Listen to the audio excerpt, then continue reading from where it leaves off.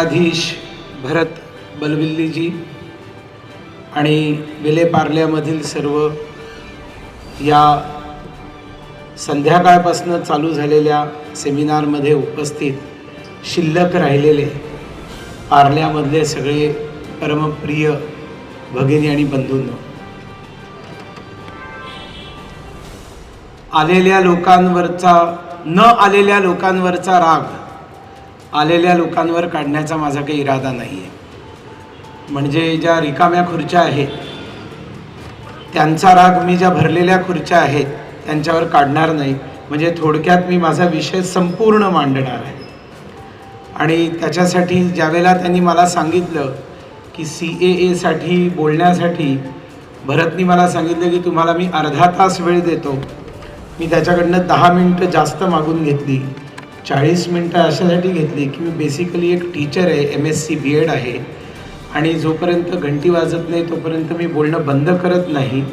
पण इथे तशी काही व्यवस्था नाही आहे.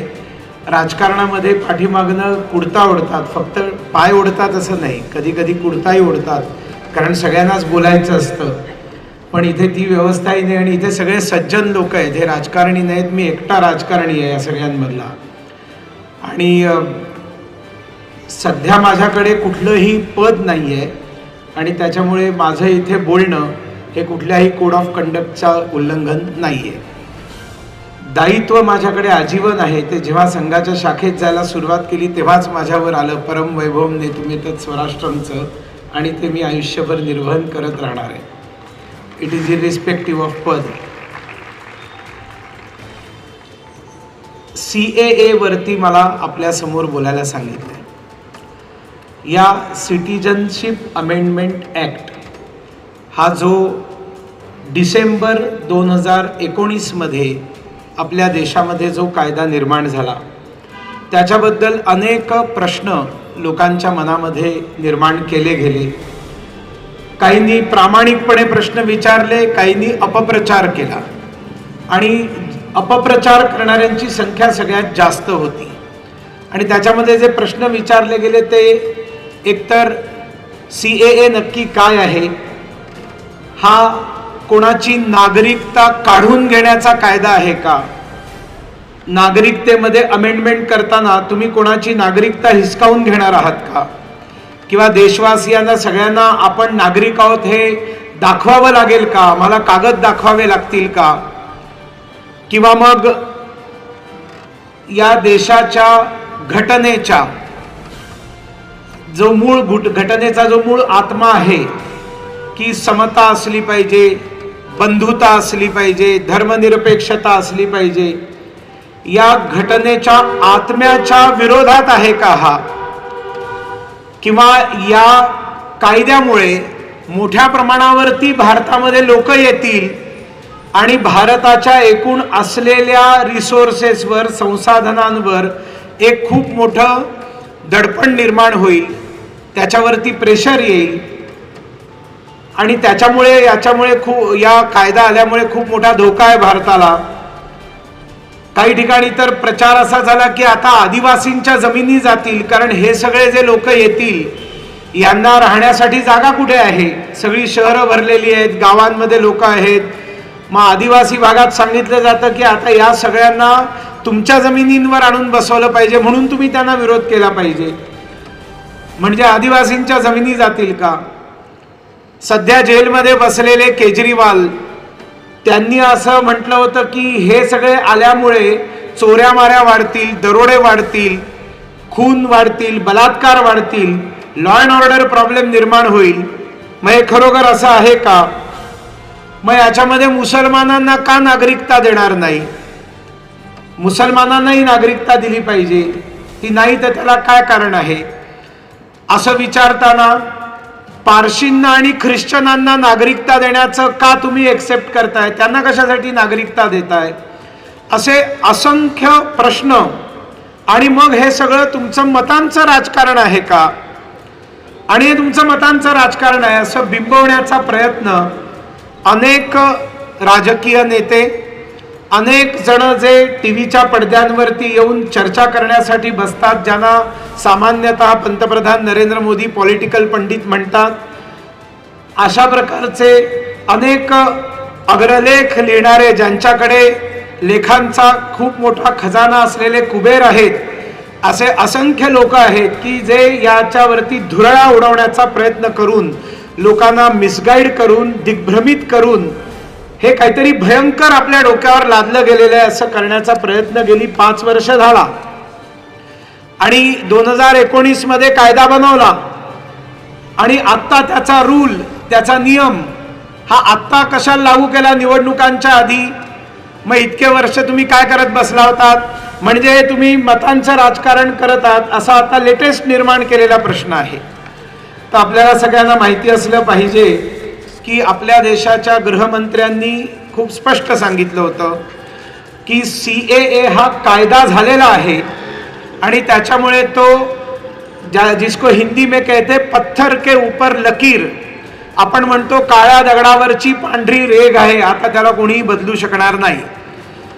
आता कायदा बनल्यानंतर तो त्याचा रूल तयार होण्यासाठी एक लेजिस्लेटिव्ह प्रोसिजर असते आणि त्या प्रोसिजरला वेळ लागतो. वर्ष, 1.5 वर्ष, 2 वर्ष, क्लिष्ट असेल तर थोडा जास्त वेळ लागू शकतो. 19च्या डिसेंबरमध्ये कायदा आल्यानंतर ती प्रक्रिया चालू झाल्यानंतर आपल्या सगळ्यांना माहिती आहे आपल्या देशाचीच काय सगळ्या जगाची जवळजवळ 2 वर्ष कोविडमध्ये गेली आणि त्याच्यामुळे सगळ्या जगाचाच फोकस कोविडशी संघर्ष करून कोविडच्या संकटातनं लोकांना बाहेर काढण्यावरती होता. त्याच्यामुळे असे अनेक प्रश्न जे महत्त्वाचे होते ते ताटकळत राहिले आणि कोविड गेल्यानंतर पुढच्या 1.5-2 वर्षांमध्ये हा कायदा जो बनवला होता त्याचा संपूर्ण रूल बनून तयार झाला आणि तो प्रकाशित करण्याचं काम गेल्या काही दिवसांपूर्वी केलं. त्याच्यामुळे याचा निवडणुकांच्या राजकारणाशी काहीही संबंध नाही, हे सगळ्यात पहिल्यांदा आपल्याला लक्षात घेतलं पाहिजे. सगळ्यात पहिला प्रश्न विचारला जातो की मुसलमानांना का घ्यायचं नाही. मुळात हा कायदा असा आहे की 15 ऑगस्ट 1947 पासून 2014 पर्यंत आपल्या देशाच्या सीमेला लागून असलेले जे 3 इस्लामिक रिपब्लिक्स आहेत, घोषित इस्लामिक रिपब्लिक्स आहेत, अफगाणिस्तान, पाकिस्तान आणि बांगलादेश, या 3 देशांमधनं आलेल्या धार्मिक प्रताडणा झाल्यामुळे आलेल्या हिंदू, शीख, बुद्धिस्ट, पारसी, जैन आणि ख्रिश्चन या 6 उपासना पद्धतींना मानणाऱ्या जे नागरिकांना प्रताडणा झाली म्हणून, त्यांच्यावर अत्याचार झाले म्हणून, त्यांचं तिकडचं जीवन असहाय्य झाल्यामुळे त्यांना भारतात यावं लागलं, अशा 2014 पर्यंत आलेल्या लोकांना भारताची नागरिकता देण्याचा हा कायदा आहे. म्हणजे सगळ्यात पहिल्यांदा हा कायदा नागरिकता देण्याचा आहे, काढून घेण्याचा प्रश्न उद्भवत नाही. मग मुसलमानांना का नाही? याचं कारण आपल्या सगळ्यांना ठाऊक आहे की या देशाचं विभाजन हे हिंदू आणि मुसलमान या 2 उपासना पद्धतींच्या आधारावर, ज्याला धर्म म्हणतात, ज्याच्याशी मी सहमत नाही, कारण धर्म म्हणजे रिलिजन किंवा मजहब किंवा वे ऑफ वर्शिप नाही आहे, हे सुप्रीम कोर्टाने देखील सांगितलेलं आहे. पण हिंदू आणि मुसलमान या आधारावरती या देशाचं विभाजन झालं. पण हे विभाजन होण्यापूर्वी या देशामध्ये 1945च्या डिसेंबरमध्ये सार्वत्रिक निवडणुका झाल्या होत्या, 1945. त्यावेळेला प्रमुख 2 पार्ट्या या देशामध्ये होत्या, एक काँग्रेस होती आणि दुसरी मुस्लिम लीग होती. प्रत्येक इलेक्शनला पॉलिटिकल पार्टीचा एक नॅरेटिव्ह असतो, एक स्लोगन असते.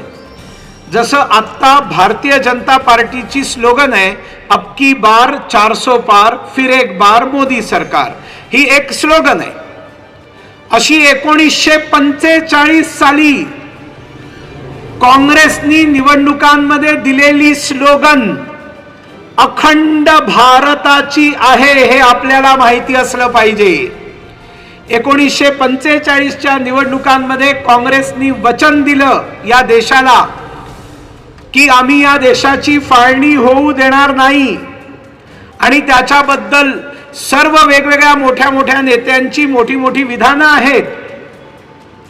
महात्मा गांधींचं विधान आहे की माझ्या मृतदेहावरती पाकिस्तान बनेल, पाकिस्तान झाला तर माझा मृतदेह अरबी समुद्रात तरंगताना तुम्हाला दिसेल. फॅन्टॅस्टिक नॉनसेन्स पंडित जवाहरलाल नेहरूंचं वाक्य आहे. आणि अशी सगळे नेते काँग्रेसचे इलेक्शन कॅम्पेनिंग मध्ये जातात, भाषणं देतात आणि ते अखंड भारताबद्दल बोलत होते, कारण समोर मुस्लिम लीग होती आणि ती पाकिस्तानाबद्दल बोलत होती. त्यांचा नॅरेटिव्ह होता भारतामध्ये मुसलमानांसाठी वेगळा देश आम्ही बनवू, तुम्ही आम्हाला मतं द्या.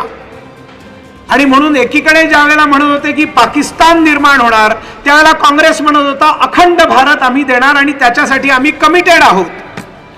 याचा परिणाम आपण लक्षात घेतला पाहिजे की जे या 6 पूजा पंथांमधले लोक होते, जे त्या देशांमध्ये जो अखंड भारत होता तिथे राहत होते, दे वेर ॲश्युअर्ड की आम्ही सुरक्षित आहोत. महात्मा गांधी म्हणतायत ना, आम्ही सुरक्षित आहोत. जो आजचा पाकिस्तान आहे, जो आजचा बांगलादेश आहे, जो अफगाणिस्तान आहे, पंडित नेहरू म्हणता आहेत, राजेंद्र प्रसाद म्हणता आहेत, सगळे काँग्रेसचे नेते आम्हाला वचन देत आहेत की आम्ही भारताचे तुकडे होऊ देणार नाही. जर त्यांनी असं म्हटलं नसतं तर कदाचित अनेक जण आपला सगळं काही गाशा गुंडाळून भारतामध्ये आले असते, जो नंतर भारत शिल्लक राहण्याची शक्यता होती.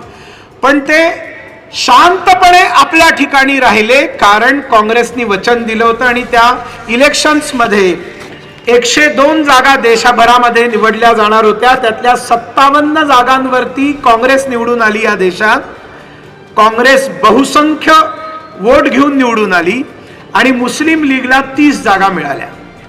आणि मुस्लिम लीगला 30 जागा तिथेच मिळाल्या जिथे आज पश्चिम पाकिस्तान आणि पूर्व पाकिस्तान बनलेला आहे. हे देखील आपल्याला समजलं पाहिजे की शाहीन बागवाली जी प्रवृत्ती आहे ती किती चतुर आहे. ही प्रवृत्ती तेव्हा देखील होती आणि या प्रवृत्तीच्या लोकांनी, विलेपार्ल्यात राहणाऱ्या, मुंबईमध्ये राहणाऱ्या, पुण्यात राहणाऱ्या लोकांनी अखंड भारताला मतदान दिलं. त्यांनी पाकिस्तानला मतदान नाही केलं, कारण त्यांना माहिती होतं की तिथे मतदान करून आपल्याला काहीही फायदा नाहीये. म्हणून जिथे मुस्लिम बहुसंख्याक होते त्या बहुसंख्याकांनी पाकिस्तानसाठी मतदान केलं. जिथे अल्पसंख्याक होते त्यांनी अखंड भारतासाठी मतदान केलं. काहींनी दार उल इस्लामसाठी मतदान केलं, काहींनी दार उल हरबसाठी मतदान केलं. याचं कारण हा समाज हा अत्यंत कॅल्क्युलेटिव्ह आहे. त्यांची लक्ष स्पष्ट आहेत, त्यांना या जगात काय करायचं आहे, त्यांना जीवनात काय करायचं आहे, त्यांच्या सगळ्या विचारांमध्ये एकवाक्यता आहे आणि त्यांच्या नेत्यांवरती आणि त्यांच्या मुल्ला मौलवींवरती त्यांचा पूर्ण भरोसा आहे. आणि या सगळ्या कॅम्पेनिंगचा परिणाम म्हणून 1945 साली काँग्रेस अखंड भारताच्या नाऱ्यांनी जिंकून आली. आणि त्याच्यानंतर ज्या वेळेला काँग्रेस पाकिस्तान देत नाहीये असं वाटायला लागलं, त्यावेळेला मोहम्मद अली जिनांनी डायरेक्ट ॲक्शनचा नारा दिला. आपल्या सगळ्यांना ठाऊक आहे, 16 ऑगस्ट 1946 हा तो दिवस होता डायरेक्ट ॲक्शनचा. तयाऱ्या सगळीकडे दंग्यांच्या केल्या गेल्या होत्या. मी कधीही आयुष्यात हिंदू मुसलमान रायट्स म्हणत नाही, तुम्हीही म्हणू नका. हिंदू रायट्स करत नाहीत. हिंदू फक्त प्रतिकारासाठी उतरतात, रिॲक्शनसाठी उतरतात. स्वतःहून हिंदूंनी रायट्स चालू केल्याची उदाहरणं भारतात नाहीत. आणि त्याच्यामुळे मुसलमानांनी केलेले दंगे मुस्लिम रायट्स, आणि हाच एकमात्र शब्द आहे आणि हाच योग्य शब्द आहे. आणि या शब्दानुसार त्यांनी 16 ऑगस्ट 1946 ला प्रचंड दंगे केले या देशामध्ये. आणि याच्यातलं सगळ्यात मोठं दंग्यांचं केंद्र कलकत्ता शहर होतं. एका कलकत्ता शहरामध्ये एका दिवसामध्ये 10,000 हिंदूंना कापून रस्त्यावरती फेकून दिलं. कलकत्त्याचे रस्ते हे हिंदूंच्या हाडामासाच्या चिखलांनी भरले. जिकडे बघावं तिकडे लाले लाल सगळ्या हिंदूंच्या रक्तानी झालेलं होतं. बहुसंख्य रस्त्यावर राहणारे लोक हे बिहारी होते. आजही आपण जर कलकत्त्यात जाऊन बघितलं तर अनेक छोटी छोटी दुकानं आपल्याला दिसतात आणि मेजॉरिटी ही सगळी दुकानं जी आहेत ही बिहारी लोकांची आहेत. आणि मरणाऱ्यांमध्ये हिंदूंमध्ये मोठी संख्या बिहारची होती. कलकत्ता किलिंग झाल्यावरती काँग्रेसच्या कुठल्याही नेत्याचं त्याच्या विरोधात विधान नाही निघालं, स्टेटमेंट नाही आलं. त्याच्यानंतर बिहारमध्ये जेव्हा बातमी कळली की आपला गेलेला मुलगा, आपला गेलेला बाप, आपला गेलेला पती, आपला गेलेला भाऊ मारला गेला दंग्यांमध्ये, मुसलमानांनी मारला, त्यावेळेला बिहारमध्ये प्रचंड दंगे झाले. ते दंगे हिंदूंनी केले आणि ती प्रतिक्रिया होती कलकत्त्यात झालेल्या दंग्यांची, ज्याला इतिहासामध्ये द ग्रेट कलकत्ता किलिंग्स म्हणतात. त्याच्यानंतर बिहारमध्ये जे झालं,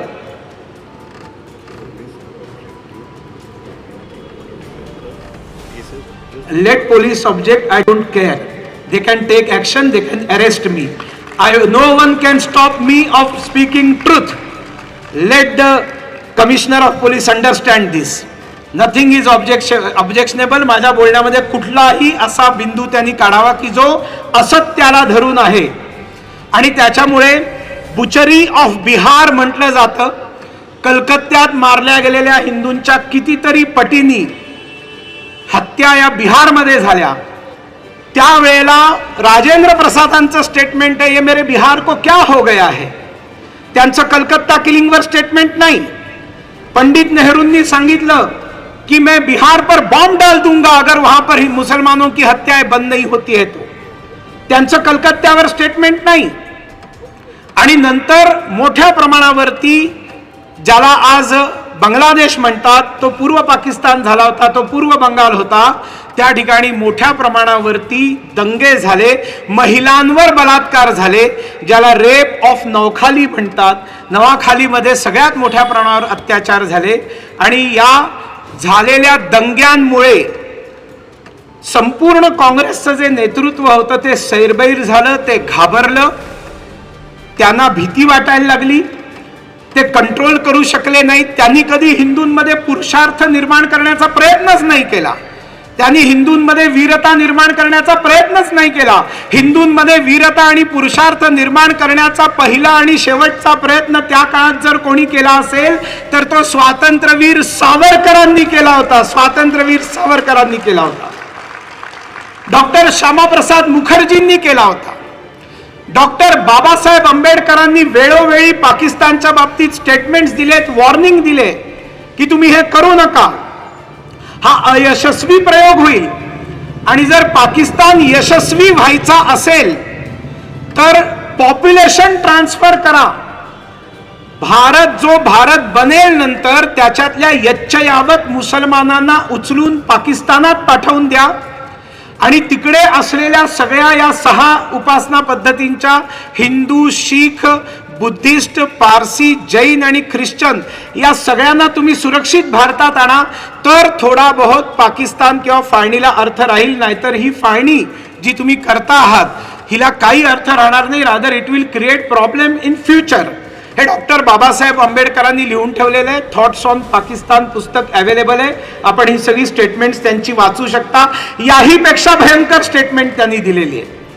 आणि मग अशा पद्धतीने ज्या वेळेला फाळणी झाली, ती फाळणी, थोडं पाणी देण्याची व्यवस्था करा पाटील. ती फाळणी जी झाली ती काँग्रेसनी का एक्सेप्ट केली?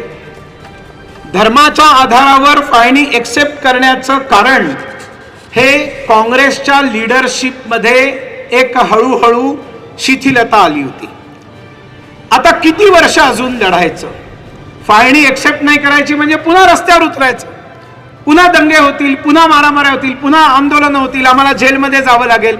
आता पुन्हा जेलमध्ये जायची तयारी नाही. जेलमध्ये जायची तयारी नाहीये.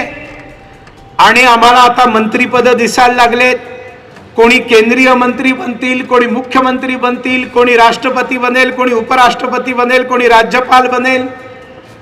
ही सगळी पदं आता दिसायला लागलेली आहेत. ज्याच्यासाठी आता आयुष्य वेचलं त्याचा आता जो उरलेला 5-10 वर्षांचा काळ आहे तो निदान आपण जाऊन काही ना काहीतरी सत्तेमध्ये बसून त्या सत्तेचं सुख घेऊ, हे देखील दिसायला लागलं होतं. आणि म्हणून तो म्हणतायत ना, पाकिस्तान एवढा तो ओरडारडा करतो ना, देऊन टाका. डिसिसिव्ह जर निर्णायक क्षमता त्यावेळेला स्वातंत्र्यवीर सावरकरांकडे असती डॉक्टर बाबासाहेब आंबेडकरांकडे असती, नेताजी सुभाषचंद्र बोसांकडे असती, राष्ट्रीय स्वयंसेवक संघ म्हणजे अर्थात परमपूजनीय गुरुजींकडे असती, किंवा स्वातंत्र्यवीर सावरकरांकडे असती, तर या देशाची फाळणी झाली नसती. पण या देशाचं दुर्दैव होतं की या देशाची फाळणी झाली, कारण यांच्यापैकी कोणाच्याही हातामध्ये डिसिजन्स नव्हते. पण तरी देखील एक खूप मोठा उपकार डॉक्टर श्यामाप्रसाद मुखर्जींनी केला, ज्याची आपल्याला माहिती नसेल ती थोडक्यात सांगतो. पश्चिम बंगालला सुद्धा पूर्व पाकिस्तानात टाकण्याचं षडयंत्र होतं आणि ते फायनल झालेलं होतं. श्यामाप्रसाद मुखर्जींनी सांगितलं की पश्चिम बंगाल हा हिंदू बहुल आहे आणि त्याच्यामुळे त्याला भारतात ठेवलं पाहिजे. पूर्व बंगाल जो आहे तो पाकिस्तानात जाऊ शकतो कारण तो मुस्लिम बहुल आहे. आणि हे काँग्रेसचे नेते ऐकायला तयार नव्हते.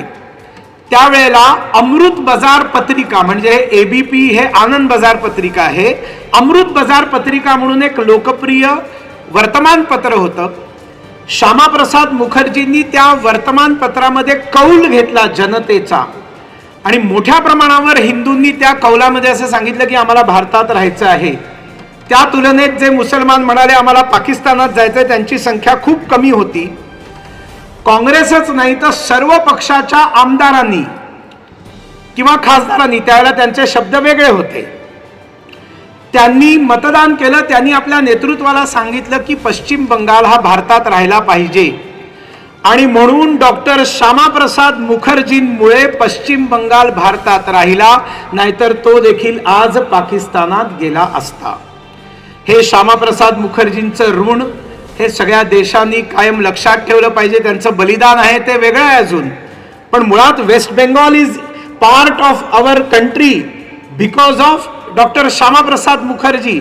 ममता बॅनर्जींना याची चाड असली पाहिजे, ममता बॅनर्जींना त्याच्याबद्दल आत्मीयता असली पाहिजे, गौरव असला पाहिजे. पण मतांच्या तुष्टीकरणामध्ये बुडालेल्या या राजकारण्यांना या सगळ्यांची काही कर्तव्य नाहीये. आणि म्हणून या देशामध्ये विश्वासघात झाला. 45 मध्ये अखंड भारताच्या नाऱ्यांनी काँग्रेस निवडणुका जिंकून आलेली होती आणि त्यांनी या देशाचा विश्वासघात केला आणि हिंदू आणि मुसलमान या आधारावरती त्यांनी या देशाचं विभाजन केलं. परिणाम काय झाला तर आजच्या पाकिस्तानात किंवा बांगलादेशात किंवा अफगाणिस्तानात राहणारे जे हिंदू आणि शीख आणि बुद्धिस्ट हे मोठ्या प्रमाणावर, बाकी 3 पूजा पद्धतींचे लोक खूपच मायनॉरिटीज होते, यांनी देखील स्वातंत्र्य आंदोलनामध्ये आपलं योगदान दिलं होतं. हे देखील बलिदानी होते. त्यांच्यापैकी देखील अनेक तरुण फासावर चढले होते. त्यांच्यापैकी अनेक घरं देशोधडीला लागली होती. त्यांनी बलिदान दिलं होतं ते भारतासाठी दिलं होतं, पाकिस्तानसाठी दिलं नव्हतं. त्यांच्या घरामधल्या महिलांनी अनेक प्रकारचे हालअपेष्टा सोसल्या, अश्रू ढाळले, लोकांनी रक्त सांडलं, पण ते रात्री झोपले त्यावेळेला ते भारतामध्ये होते, सकाळी उठले तर तो पाकिस्तान होता. त्यांचा काय दोष? आणि मग जो त्यांच्यावरती एक अत्याचाराचा एक पहाड येऊन कोसळला, त्याची कल्पना आपण नाही करू शकत, कल्पना नाही करू शकत. फक्त लाहोरचं एक उदाहरण देतो, तुम्ही समजू शकाल. लाहोर मधल्या सगळ्या हिंदू महिलांना बाजारात आणलं गेलं, निर्वस्त्र केलं सगळ्या महिलांना आणि हिंदू निर्वस्त्र महिलांची धिंड काढण्यात आली. त्यांच्या खांद्यावर असलेली जी छोटी छोटी मुलं होती ती हिसकावून घेऊन ती अशी आकाशामध्ये उडवायची आणि तलवारीच्या भाल्यावरती त्या मुलांना झेलायचं. गर्भस्थ महिलांचे पोट चिरायचे, गर्भ काढायचे, त्यांच्या तोंडामध्ये कोंबायचे, पासनं अनन्वित अत्याचार हिंदूंवरती झाले. मृतदेहांनी भरलेल्या ट्रेन भारतात यायला लागल्या. CAA वरती विचार करताना एक गोष्ट आपण विसरलं नाही पाहिजे, ते राष्ट्रीय स्वयंसेवक संघाचं बलिदान. परमपूजनीय श्री गुरुजी यांच्या हातात फाळणी थांबवणं नव्हतं, पण त्यावेळेला हे जे अत्याचार व्हायला लागले आणि तिकडनं हिंदू शीख यायला लागले, त्यावेळेला गुरुजींनी संघाच्या स्वयंसेवकांना आवाहन केलं की तुम्ही तिकडे जा, जवळपास राहणाऱ्यांनी तिकडे जा. आणि तिकडे जाऊन तुम्ही हिंदूंना सुरक्षित जिवंत अवस्थेत घेऊन या. आणि खूप मोठ्या प्रमाणावरती संघाचे स्वयंसेवक तिकडे गेले, दरवाजावर उभे असायचे 2 हातात तलवारी घेऊन. आतमध्ये हिंदू असायचे, त्यांना जीवित ठेवण्यासाठी रक्षक म्हणून ते ट्रेनच्या दरवाजांवर असायचे. ट्रेन भारतात पोचायची, आतमधले सगळे जिवंत यायचे, दरवाजावरचा स्वयंसेवक लहूलोहान झालेला, रक्तबंबाळ झालेला, त्याचं बलिदान झालेलं असायचं. पुस्तक वाचा, नाही चिरा नाही पंती, त्याच्यामध्ये या सगळ्यांचा उल्लेख आहे की संघाच्या स्वयंसेवकांनी हिंदूंना जिवंत आणण्यासाठी देखील बलिदानं दिलेली आहेत. पण त्यावेळेला हे जे अत्याचार व्हायला लागले त्यावेळेला काँग्रेसच्या नेत्यांनी आवाहन केली, लिसन केअरफुली. त्यावेळेला काँग्रेसच्या नेत्यांनी या पाकिस्तानमध्ये असलेल्या या हिंदू आणि शिखांना आणि बुद्धिस्टांना आवाहन केली की आता येऊ नका, आता येऊ नका, कारण खूप अत्याचार होत आहेत. थोडं थांबा, कळ काढा, हळूहळू या, टप्प्याटप्प्याने या, आम्ही तुम्हाला नागरिकता देतो, आम्ही तुम्हाला नागरिकता देऊ. यांना नागरिकता देऊ म्हणजे सीएए आणू, हे वचन महात्मा गांधींनी दिलं होतं, हे वचन लाल बहादूर शास्त्रींनी दिलं होतं, हे वचन डॉक्टर बाबासाहेब आंबेडकरांनी दिलं होतं, हे वचन श्यामाप्रसाद मुखर्जींनी दिलं होतं, हे वचन तिकडनं येणाऱ्यांना पंडित जवाहरलाल नेहरूंनी दिलं होतं. सगळ्यांनी म्हटलं होतं, सरदार वल्लभभाई पटेलांनी म्हटलं होतं की तुम्हाला नागरिकता मिळेल, दमानी या, एकदम येऊ नका. त्यांच्यावर विसंबून मोठ्या प्रमाणावर लोक राहिले. आणि त्याच्यानंतर अरे अरबोपती होते, अरबोपती, केवढ्या मोठ्या जमिनी होत्या, केवढे मोठे बिझनेसेस होते, कसे बसे बैलगाडीमध्ये बसून रेल्वेपर्यंत पोहोचले, बसमध्ये बसले आणि दिल्लीच्या मार्केटमध्ये येऊन फळभाज्या विकायला सुरुवात केली छोट्याशा टेबलावरती. ज्यांनी भारतासाठी बलिदानं दिली, त्याग केला, हालअपेष्टा सोसल्या, त्यांना नागरिकता द्यायला नको. एवढ्या सगळ्या नेत्यांनी सांगितलं, आपल्या संविधान निर्मात्यांनी सांगितलं की यांना नागरिकता देण्यात येईल, नागरिकता द्यायला नको. आणि म्हणून ही नागरिकता आहे. सगळी जण म्हणत होते नागरिकता दिली पाहिजे, नागरिकता दिली पाहिजे, नागरिकता दिली पाहिजे, कोणी देतच नव्हतं. यांची संख्या पश्चिम बंगालमध्ये लाखांनी आहे. आणि मग ज्या वेळेला लाखांनी असते त्यावेळेला त्यांचे नातेवाईक जे तिकडे आहेत ते मतदार असतात, हे जरी मतदार नसले तरी. आणि त्याच्यामुळे स्वजाती स्वबंधूंची एक सिंपथी असते त्यांच्याबद्दल. ती सिंपथी मिळवण्यासाठी इवन कम्युनिस्ट पार्टीने देखील पार्लमेंटमध्ये भाषणमध्ये सांगितलेलं की सीएए झालं पाहिजे, यांना नागरिकता मिळाली पाहिजे. त्यांच्यासाठी तो इलेक्शन गेम प्लॅन होता. या देशाचे पंतप्रधान असलेले आसाम मधनं राज्यसभेवर गेलेले डॉक्टर मनमोहन सिंग, जे आसाम विधानसभांच्या निवडणुकांमध्ये मतदानाला गेले नाहीत असा पंतप्रधान, त्यांनी देखील पार्लमेंटमध्ये म्हटलेले की सीएए झाला पाहिजे. सगळ्यांनी म्हटलं सीएए झाला पाहिजे. डॉक्टर श्यामाप्रसाद मुखर्जींनी पहिल्या मंत्रिमंडळामध्ये राजीनामा का दिला, त्याचं कारण या सीएए मध्ये आहे. कारण नेहरू आणि लियाकत, मोहम्मद अली जिन्ना तर फक्त जेमतेम 1 वर्ष जगले आणि नंतर लियाकत अलीच्या पंतप्रधान असताना जे प्रचंड अत्याचार हिंदूंमध्ये कंटिन्युअस होत राहिले. इथे खूप मोठी चर्चा दलित मुस्लिम भाई भाई म्हणून चलते. अगदी इकडनं बाहेर पडलात तर एअरपोर्टच्या रस्त्यावरही तुम्हाला ही चर्चा दिसेल. जे जे दलित मुस्लिम भाई भाई म्हणतात ना, असे जे दलित नेते, दलित तरुण आहेत, त्यांनी जोगेंद्रनाथ मंडलांचं चरित्र वाचलं पाहिजे. जोगेंद्रनाथ मंडल हे दलित होते, बंगाली दलित नेते होते.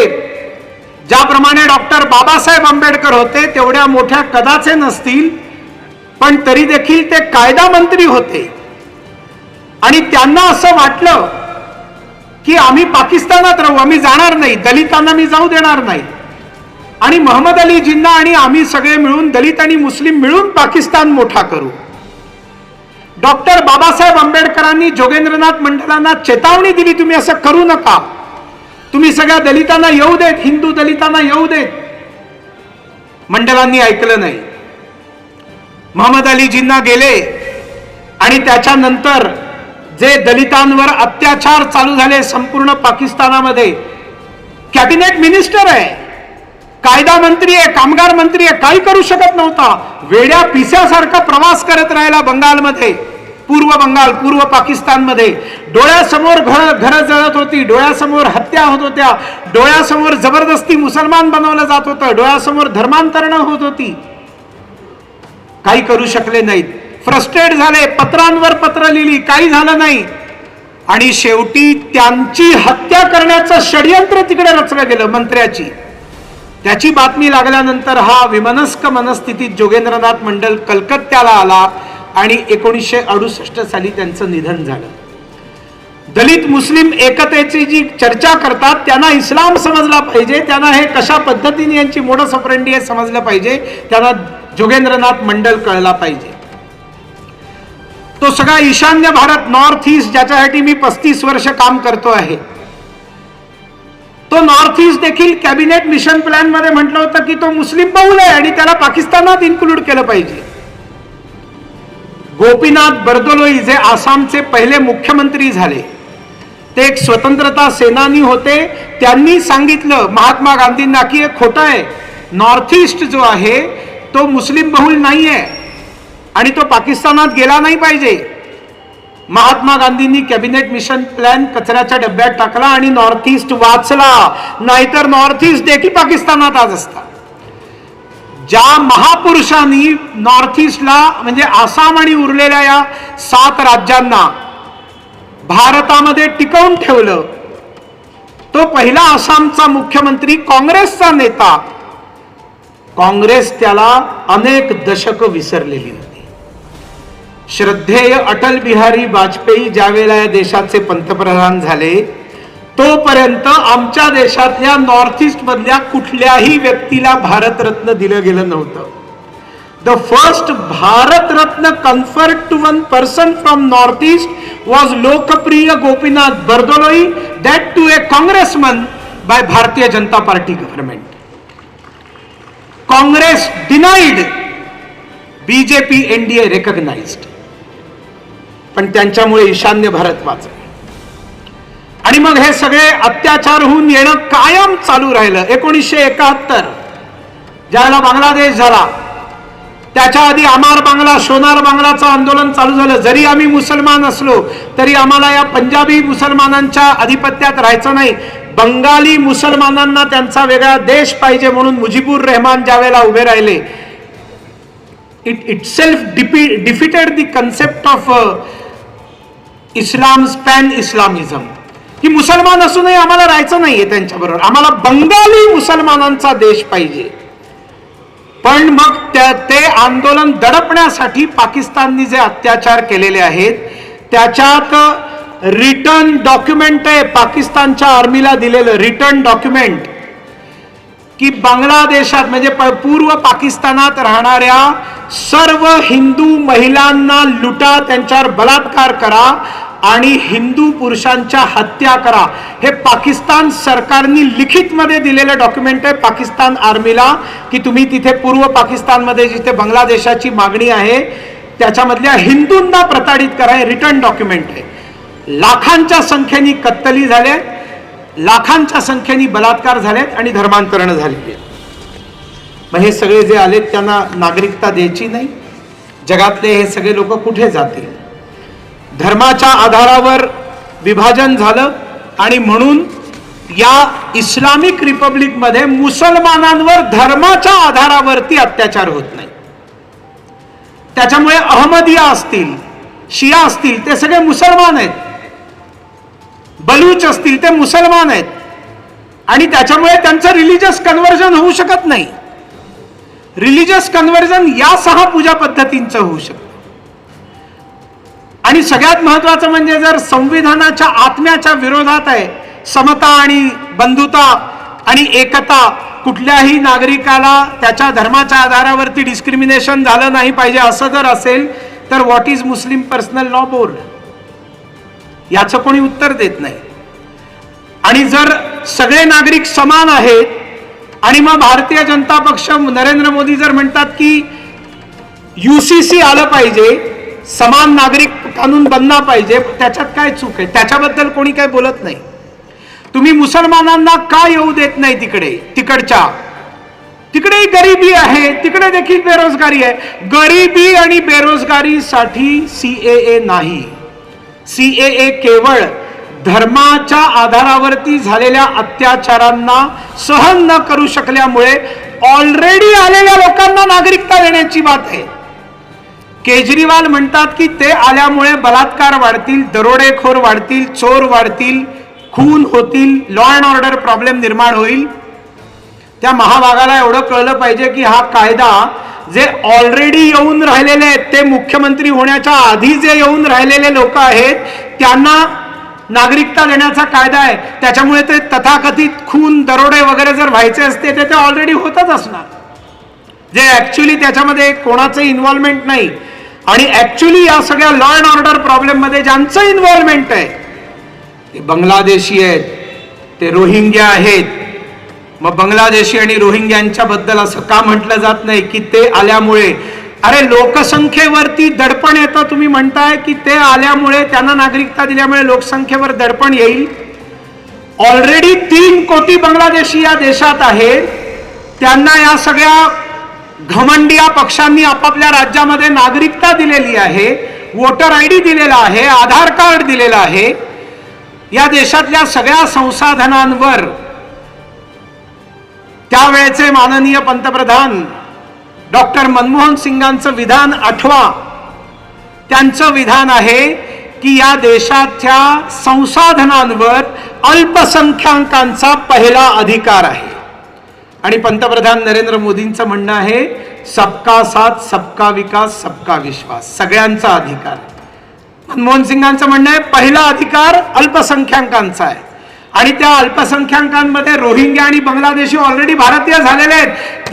त्यांच्यासाठी नागरिकतेसाठी काही प्रयत्न करायची गरजच नाही, कारण ते ऑलरेडी नागरिक झालेले आहेत. जे प्रामाणिकपणे नागरिकता मागतायत त्यांच्या पाठीशी कुठलंही पॉलिटिकल बॅकिंग नव्हतं. अशा सगळ्यांना नागरिकता देण्यासाठी, कायदेशीर नागरिकता देण्यासाठी हा सीएए आहे. आपल्या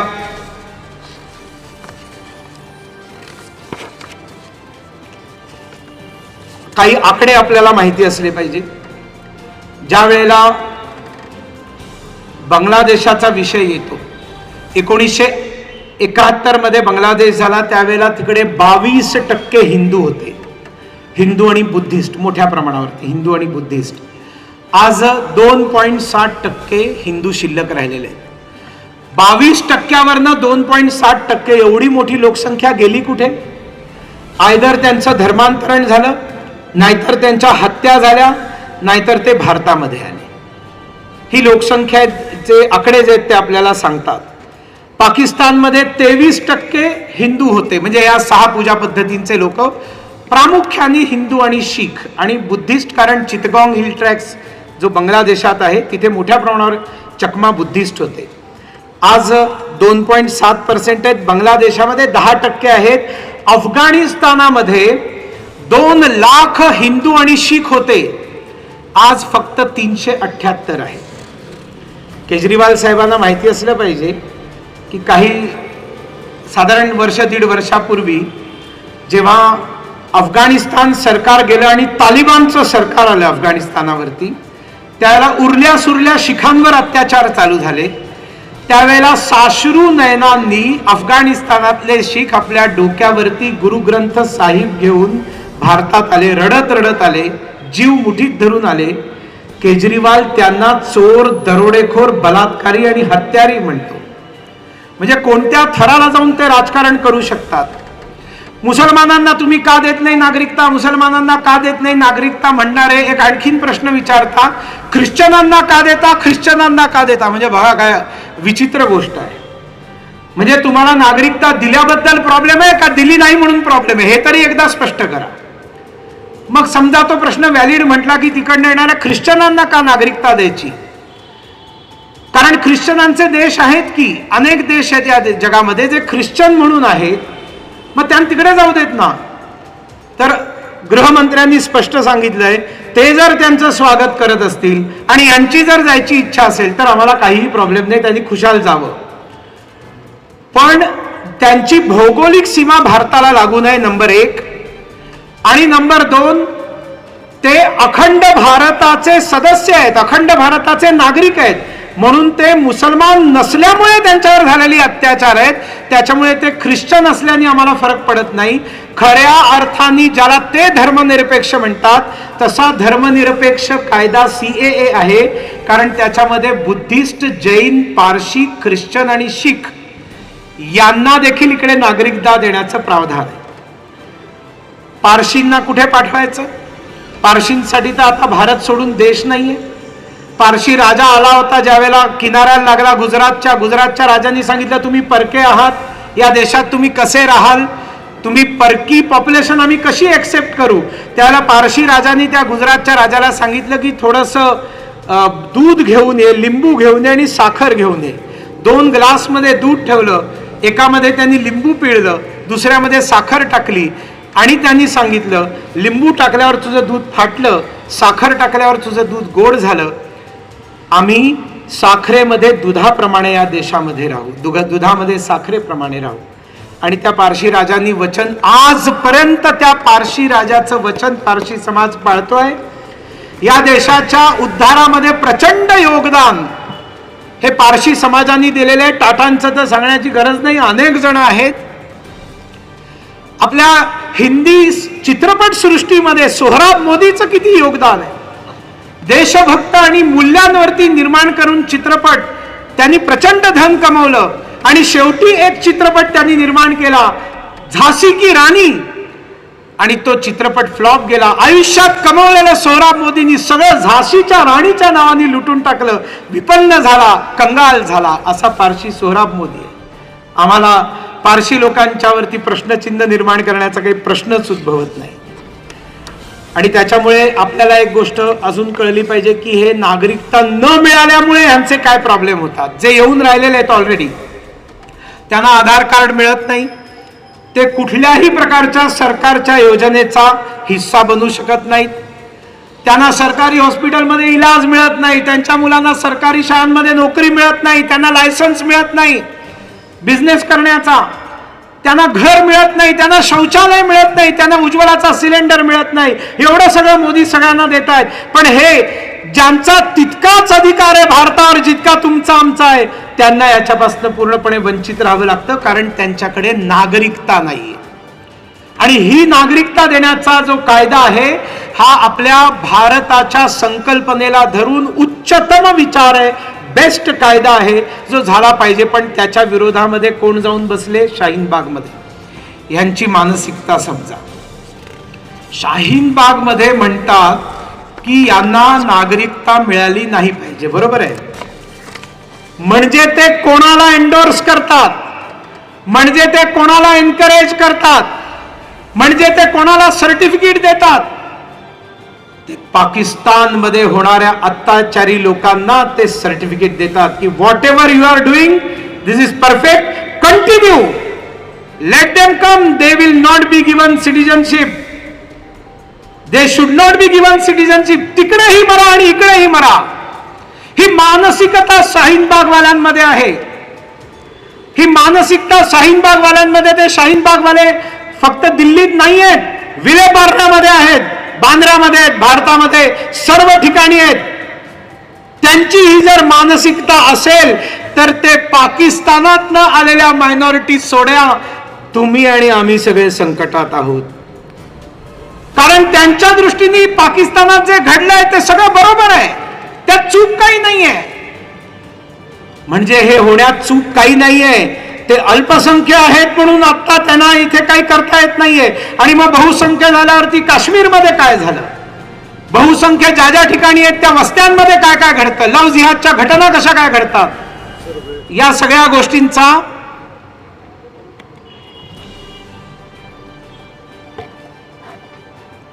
भरतजी आता तर सुरुवात झाली, ठीक आहे.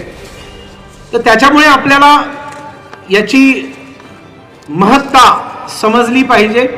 याच्यात राजकारण काहीही नाही. तुम्ही त्याला हो म्हटलं तर त्यांच्यातही तुमच्या पार्टीला वोट ते देऊ शकतील की, त्यांना काय प्रॉब्लेम आहे.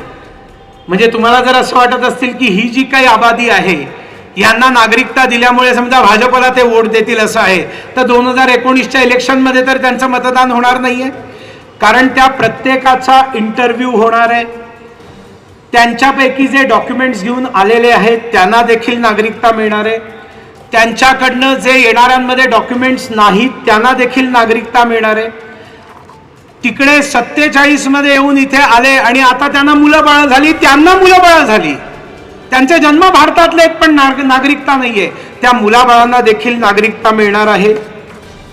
आणि त्याच्यामुळे या सगळ्यांना नागरिकता देण्याचा हा CAAचा कायदा आहे.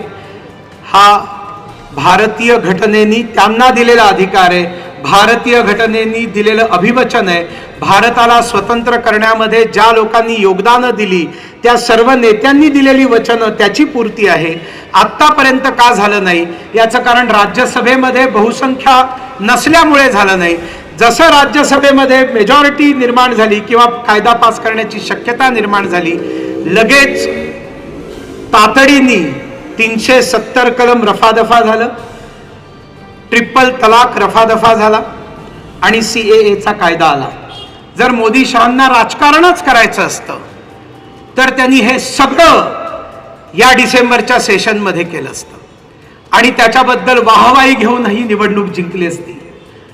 पण देश के लिए सोचने वाले प्रधानमंत्री, परिणामों की परवाह किए बगैर निर्णय लेने वाले प्रधानमंत्री ने पहले सेशन में ये सब, पहले वर्ष में ये सब करके दिखाया. जनगणना वेगळी आहे, NPR वेगळा आहे, NRC वेगळा आहे, या सगळ्यांचा CAAशी काही मात्र संबंध नाही. आणि म्हणून त्याच्याबद्दल जे धुरळा उडवतात, आम्हा सगळ्या सुबुद्ध नागरिकांचं कर्तव्य आहे की आम्ही CAA बद्दलची जी सत्य माहिती आहे, जी कमी वेळामध्ये थोडक्यात सांगण्याचा मी जो प्रयत्न केला, ती सगळ्यांपर्यंत आम्ही पोहोचवली पाहिजे. खूप खूप धन्यवाद.